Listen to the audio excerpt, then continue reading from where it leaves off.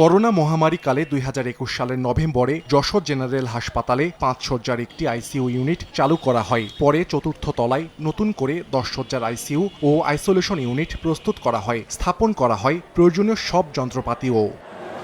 গত বছর 14 November ইউনিটটি virtually উদ্বোধন করেন প্রধানমন্ত্রী শেখ হাসিনা। এরপর 7 মাস পার হলেও এখনও চালু হয়নি আইসিইউ ইউনিটটি। এ কারণে আধুনিক যন্ত্রপাতি কোনো কাজে আসছে না মুমূর্ষ রোগীদের। এতে ক্ষুব্ধ সেবা প্রত্যাশীরা।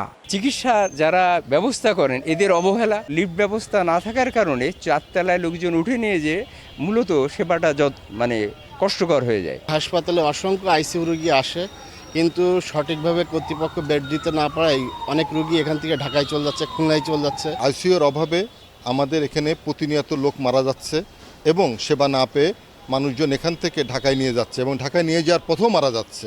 এদিকে হাসপাতাল কর্তৃপক্ষের দাবি, কেবল লিফটের অভাবে ইউনিটটি চালু করা সম্ভব হচ্ছে না। তবে আগামী অর্থ বছরের মধ্যেই চালুর আশ্বাস সংশ্লিষ্ট কর্মকর্তার।